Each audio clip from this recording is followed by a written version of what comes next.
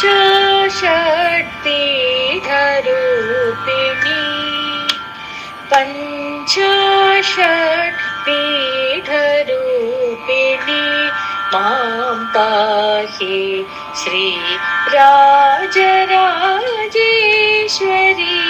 पञ्चाशत्पीठरूपिणी मां पाहि श्रीराजराजेश्वरी पञ्चाशत्पीठरूपिणी मां पाहि श्रीराजराजेश्वरी पञ्चाशत्पीठरूपिणी.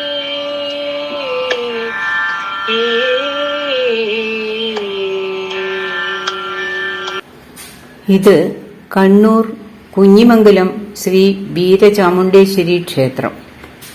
പഴമയുടെ സൗന്ദര്യം ഇവിടെയും നമുക്ക് കാണാം. ഇവിടെയുള്ള മൂർത്തിഭാവം സാക്ഷാൽ ഭദ്രകാളിയുടെ രൗദ്രഭാവത്തെ പൂജകൾ കൊണ്ട് ശമിപ്പിച്ച് സാത്വിക ഭാവത്തിൽ പൂജിക്കുന്ന വിധത്തിലാണ്. വിവിധ ഐതിഹ്യ കഥകളും അനുഷ്ഠാനങ്ങളുമൊക്കെയായി വൈവിധ്യമാർന്നവയാണ് വടക്കൻ കേരളത്തിലെ ക്ഷേത്രങ്ങൾ. വീരചാമുണ്ടേശ്വരിയുടെ കഥകൾ നമുക്ക് ക്ഷേത്ര മേൽശാന്തിയായ ശ്രീ മാധവൻ നമ്പൂതിരിയിൽ നിന്ന് തന്നെ കേൾക്കാം. ദേവീ സങ്കല്പം തന്നെ, അതായത് പിന്നെ സതീദേവി പാർവതിയുടെ ഇതില് അങ്ങനെ എന്നാണ് വിചാരിച്ചാല്, പിന്നെ സതീദേവി മരിച്ച് പാർവതി വീണ്ടും പുനർജനിച്ചു പാർവതിയായിട്ട്. എന്റെ ശിവന തപസ് ചെയ്യുന്നു ഭർത്താവായി ലഭിക്കാൻ. എന്നിട്ട് അവിടെ നിന്ന് കാമന നിർമ്മിച്ചിട്ട് ശിവക്ഷേത്രത്തിലേക്ക്, പത്തുപാണിക്കര നിങ്ങൾ വരുന്ന സ്ഥലത്തിലെ ശിവക്ഷേത്രത്തിലേക്ക് ഈ ദേവിയുടെ എഴുന്നള്ളത്തുണ്ട് പൂരം നാളിൽ. പൂരോത്സവം എന്നിട്ട് ഉത്സവം 7 ദിവസത്തെ പൂരം. അപ്പൊ ഈ 7 ദിവസം കാമന പൂവിട്ട് കാമന നിർമ്മിച്ച് അമ്മ ശിവന ആസക്തിന് ഇതില് കല്യാണത്തിന് വേണ്ടിയിട്ട് മംഗല്യത്തിന് വേണ്ടിയിട്ട് അങ്ങോട്ട് എഴുന്നള്ളിയാണ്. അവിടെ എത്തിയിട്ട് ശരിക്കും കാമദേവനെ ദഹിപ്പിക്കുന്നുണ്ടല്ലോ ശിവൻ. ആ കഥയുടെ ഒരു അനുസ്മരണമാണ്. അപ്പൊ ഇവിടെ നിന്ന് അങ്ങോട്ട് പോകുന്ന സമയത്ത് ഈ 7 ദിവസം പൂവിട്ട് കാമന നിർമ്മിച്ച് കാമാസക്തി ദേവനിൽ വളർത്താൻ വേണ്ടിയിട്ട് കാമദേവനെയും കൂട്ടിയിട്ട് അങ്ങോട്ട് എഴുന്നള്ളുന്നു. സർവാഭരണ ഭൂഷിതയായിട്ട് ആനപ്പുറത്ത് കൊട്ടു ആദ്യോഷത്തോടുകൂടി കല്യാണത്തിന് ഇവിടെ നിന്ന് അങ്ങോട്ട് പോകും. അവിടെ എത്തിയിട്ട് കുറച്ച് അവിടെ ഒരു തിരുനടയിലൊരു നൃത്തെല്ലാം കഴിയുമ്പോൾ അവിടെ നിന്ന് ശിവൻ അപ്രത്യക്ഷാവുന്ന സങ്കല്പം. എന്നിട്ട് അവിടെ വെച്ചിട്ട് പിന്നെ ആഭരണങ്ങളിൽ ഉപേക്ഷിച്ച് നിരാശാഭാവമായി ഇയാളാം. കല്യാണം മുടങ്ങി. അപ്പൊ ആഭരണങ്ങളിൽ ഉപേക്ഷിച്ച് അവിടെയുള്ള പിന്നെ അവിടെ ഒരു കുളമുണ്ട്. അപ്പൊ അവിടെ വെച്ച് ആറാട്ടാണ്, പള്ളിവേല ആറാട്ട് എന്ന് പറയും. അപ്പൊ പള്ളിവേല ആറാട്ട് കഴിഞ്ഞ് അവിടെ നിന്ന് ഈ ആഭരണങ്ങളെല്ലാം അഴിച്ച് തടമ്പിന്റെ ചാർത്തെല്ലാം അഴിച്ച് തടമ്പ് മാത്രം ആനപ്പുറത്ത്, പിന്നെ ഇങ്ങോട്ട് ആനപ്പുറത്ത് കൊട്ടൊന്നും ഇല്ലാതെ സങ്കടഭാവത്തിൽ. അപ്പൊ നിരാശയിൽ നിന്നുണ്ടാകുന്ന ആ രൗദ്രഭാവമാണ് വീരചാമുണ്ഡി. വിവാഹം മുടങ്ങി നിരാശയിൽ നിന്നുണ്ടാകുന്ന തിരിച്ചു വരുമ്പോൾ ആ ഭാവം, അതാണ് വീരചാമുണ്ഡിയായിട്ടുള്ളത്. അപ്പൊ നിരാശ തന്നെയാണ് മൊത്തം. ഇവിടെയില്ല, പൊതുവെ ഇവിടെയില്ല എല്ലാ കാര്യങ്ങളും നിരാശ തന്നെയാണ്. നമ്മൾ ഉദ്ദേശിച്ച പോലെ പെട്ടെന്നങ്ങനെ നടക്കുന്ന കാര്യമല്ല. അമ്മയുടെ ആ ഭാവം തന്നെ അങ്ങനെയാണല്ലോ. അതൊരു കുറ്റമായിട്ടല്ല പറയുന്നത്, എന്നാലും ആ ഭാവം നമ്മൾ മനസ്സിലാക്കണം. അപ്പൊ അങ്ങനെയുള്ള ഒരു അവസ്ഥയാണ്. അപ്പൊ അങ്ങനെ വീരചാമുണ്ഡിയായിട്ട് ഉറപ്പല്ല. തെറ്റ് ചെയ്താൽ എന്തായാലും അതിന്റെ തിരിച്ചടി ഉണ്ടാവുമല്ലോ. അപ്പൊ പൗരാണികമായിട്ട് വളരെ കാലം മുൻപ് ചെറക്കൽ തമ്പുരാന്റെ കോവിലകത്തിന്റെ ഉടമസ്ഥതയിലാണ് അദ്ദേഹത്തിന്റെ.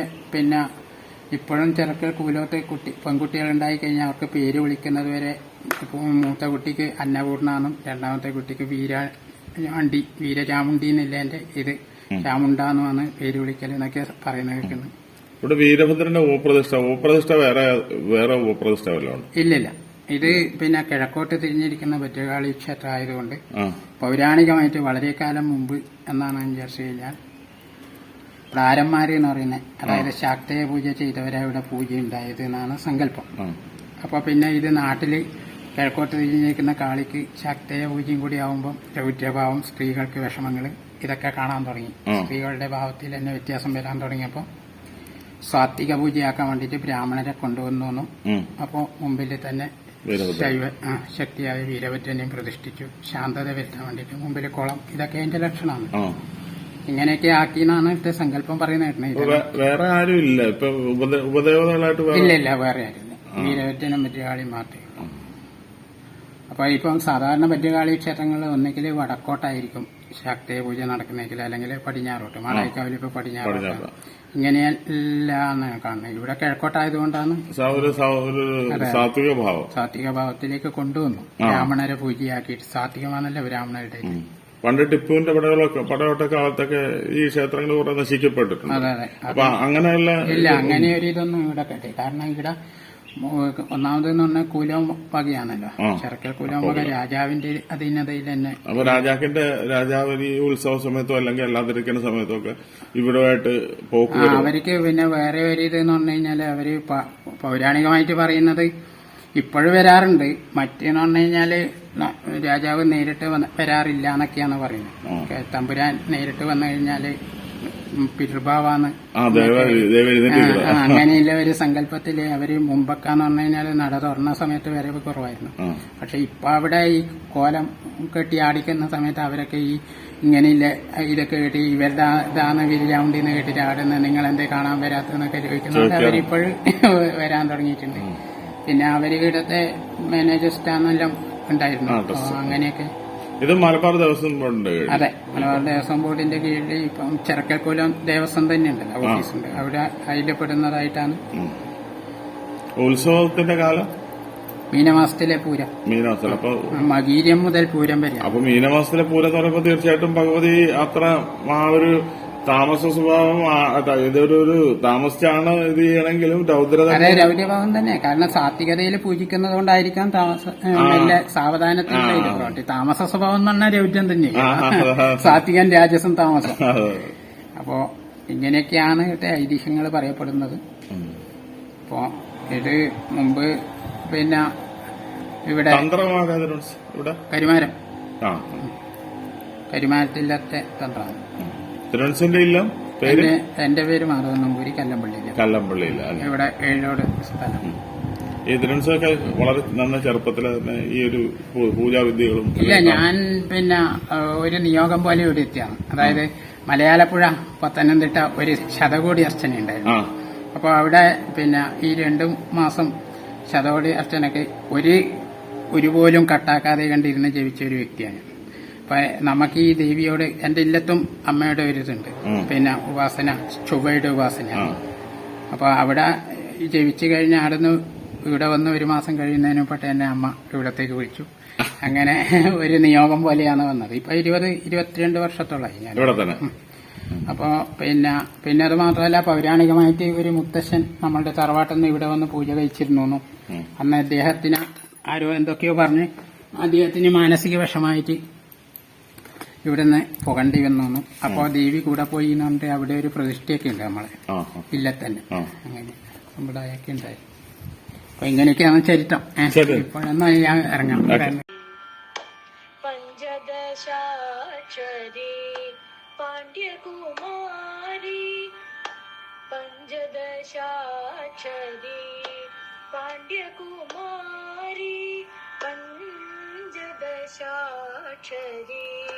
പാണ്ഡ്യകുമാരി, പത്മനാഭ സഹോദരി ശങ്കരി, പഞ്ചദശാക്ഷരി പാണ്ഡ്യകുമാരി, പത്മനാഭ സഹോദരി ശങ്കരി, പഞ്ചാശീഘരൂപിണി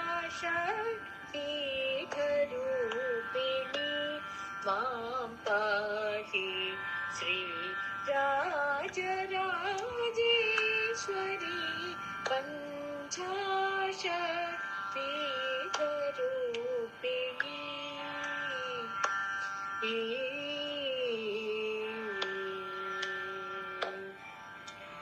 ദേവി ജഗജ്ജനനി ചിദ്രൂപിണി, ദേവാദിനോദ ഗുരുഗുഹാരൂപിണി, ദേവി जगज्जननी चिद्रूपिणी देवादिनोद गुरुगुहरूपिणी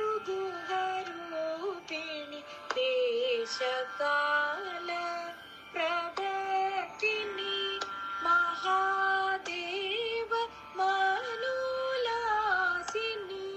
निरञ्जनी देशकाल प्रवर्तिनी महादेव मनोलासिनी